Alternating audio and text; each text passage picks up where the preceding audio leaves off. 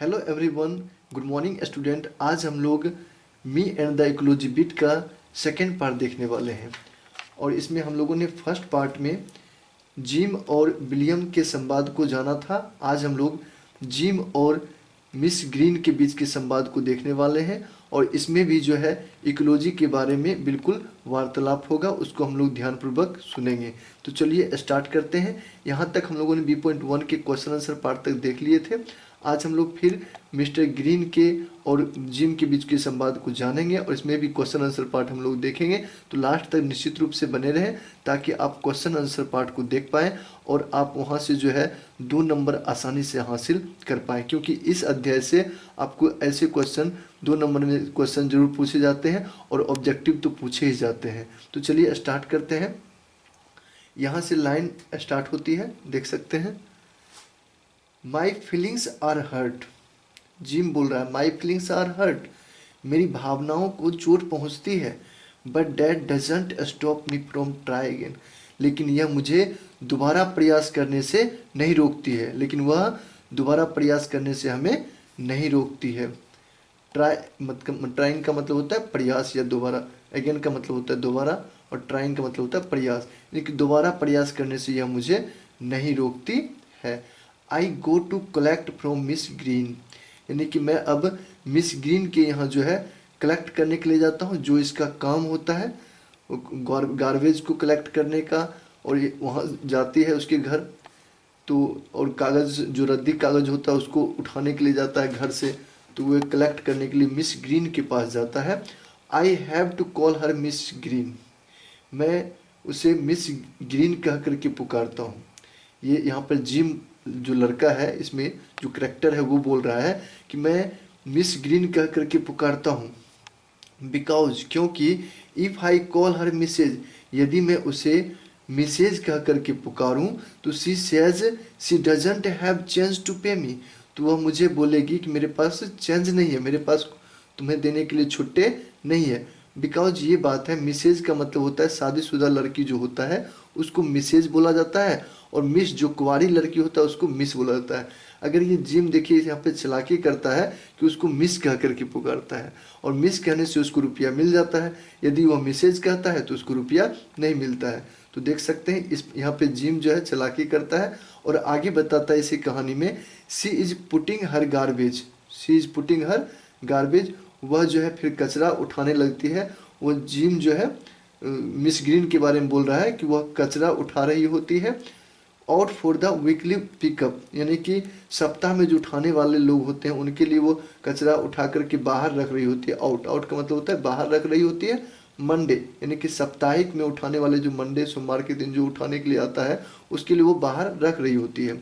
She goes away on weekends, वह बाहर छुट्टी के दिन जाती है, घूमने के लिए बाहर जाती है प्रत्येक छुट्टी के दिन। So on Saturdays and Sunday we have to look at the big plastic garbage bags, और इसलिए मैं जब सैटरडे और संडे को मैं जाता हूँ विजिट करने के लिए उनके घर, तो देखता हूँ कि बहुत सारे प्लास्टिक गार्बेज, जो बहुत सारे बड़े प्लास्टिक गार्बेज होते हैं उनके आंगन में बिखरा हुआ होता है। ऑन हर लोन, यानी उनके आंगन में जो है बिखरा हुआ होता है। But don't I say anything, लेकिन मैं कुछ नहीं कहता हूँ। अबाउट इट, उसके बारे में मैं कुछ नहीं कहता हूँ। I just look at the garbage, मैं सिर्फ उस सारे कूड़े कचरे को देखता हूँ। वहाँ पर जो कूड़ा कचरा बिखरा होता है, गार्बेज बिखरे होते हैं, उनको मैं सिर्फ देखता हूँ, मैं कुछ नहीं कहता हूँ। यहाँ तक ये बोल रहे हैं। फिर यहाँ से स्टार्ट होती है, पैराग्राफ चेंज होता है। यहाँ पे बोला जा रहा है सी सेज टू मी, लेकिन वह मुझसे कहती है, वह मुझसे कहती है गो pick up that gum wrapper. Gum रेपर यानी कि जो च्युइंगम खाते हैं तो वहाँ पर जो ऊपर से लपटा हुआ कागज होता है उसको बुलाते हैं गम रेपर। तो वो मुझसे कहते हैं कि go pick up that gum wrapper, gum wrapper को उठाओ, you throw on my lawn. मैं कभी चिंगम खाकर उसके गम रेपर उसके आंगन में फेंक देता हूँ, तो मुझसे बोलती है कि तुम गम रेपर उठाओ और मेरे आंगन से बाहर फेंको। Put in the one of the plastic bags, और उसे जो प्लास्टिक बैग्स है, जो डस्टबिन है, उसमें जा कर के रखो। Didn't anybody teach you to you not to litter, यानी तुम्हें कोई कोई तुम्हें सिखाया नहीं कि इधर उधर गंदगी नहीं फैलाना चाहिए। लीटर का मतलब होता है गंदगी फैलाना। तो यहाँ पे हो जाएगा, यहाँ पे बता रहा है कि क्या तुम्हें कोई सिखाया नहीं। यहाँ पे डिडंट है, देख सकते हैं हेल्पिंग वर्ब पहले यूज हुआ है, तो यहाँ बोल सकते हैं क्या का प्रयोग, इंट्रोगेटिव सेंटेंस है। तो क्या कोई तुम्हें सिखाया नहीं, टीच, टीच का मतलब सिखाना, क्या कोई तुम्हें सिखाया नहीं कि गंदगी इधर उधर गंदगी नहीं फैलाना चाहिए। तो यहाँ जिम को बोला जा रहा है किसके द्वारा, मिस ग्रीन के द्वारा, मिसेज ग्रीन के द्वारा। तो इसलिए ये बोल रही है क्योंकि वो खुद लड़का जो है सबको कहता रहता है इकोलॉजी के बारे में, पर्यावरण को बचाओ, पर्यावरण के बारे में, लेकिन खुद गंदगी फैलाता है। तो वो उल्टा ही जैसे ही इसके आंगन में जाता है तो ये सुनाता है, और पहले ही बता दिया जिम ने कि यह खुद जो है गंदगी फैलाते रहता है, लेकिन इसके लिए मैं कुछ नहीं बोलता हूँ, लेकिन ये छोटी छोटी चीज़ जो मैं गलती करता हूँ उस पर ये बोलती है। आगे इसमें वार्तालाप होता है, आई होल्ड माई टेम्पर, मैं अपने गुस्से को कंट्रोल करता हूँ, होल्ड मतलब हो गया रोकना, मैं अपने गुस्से को रोकता हूँ। And pick up my gum wrapper and put in a bag, और मैं उसके गम रेपर को उठा करके मैं बैग में रख देता हूँ। देन शी सेज, तब वो मुझसे कहती है, and there's a law in this town, शहर में एक नियम है, about keeping dogs on a leash, कुत्ते को जो है पट्टे में रखने का शहर में नियम है। कुत्ते को जो है पट्टे में बांध करके रखा जाता है, पट्टे में रखा जाता है। तो so why is yours always all over the place, इसलिए इसलिए क्यों तुम्हारा जो है कुत्ता ऑल ओवर द प्लेस यानी कि इधर उधर घूमते रहता है।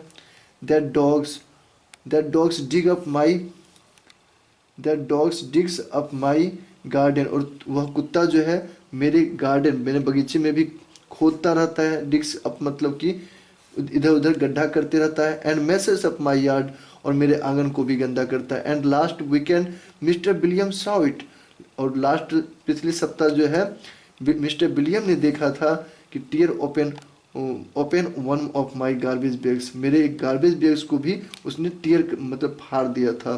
तो इस प्रकार से उसके कुत्ते के बारे में भी अब सुनना पड़ता है जो जिम ने पाला हुआ था, जिम का पालतू जानवर था।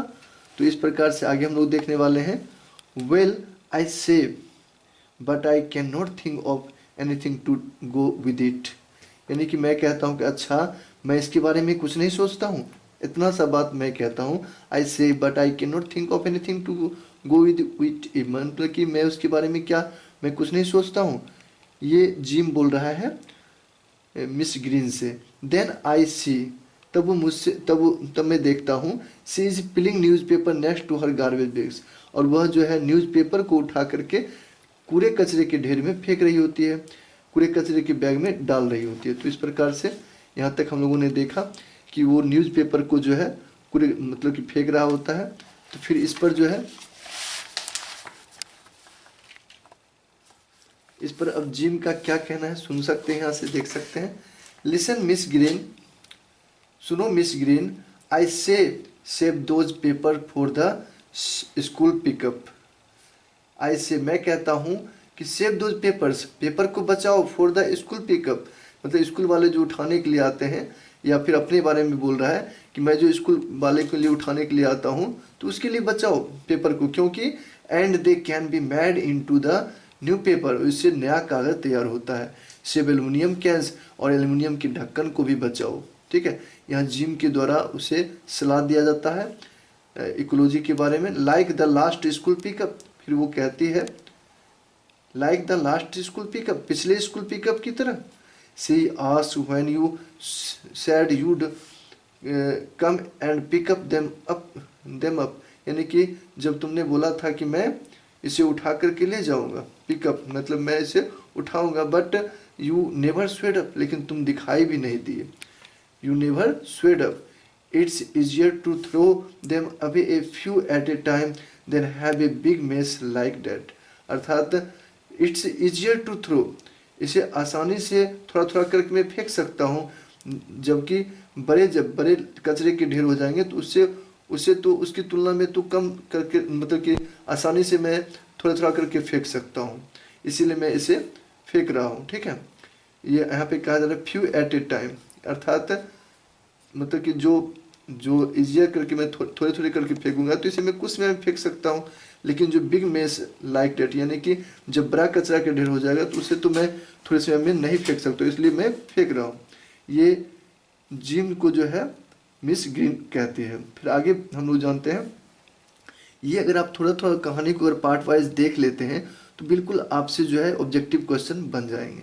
तो आप निश्चित रूप से इसे सुने। I get tired of trying to gate.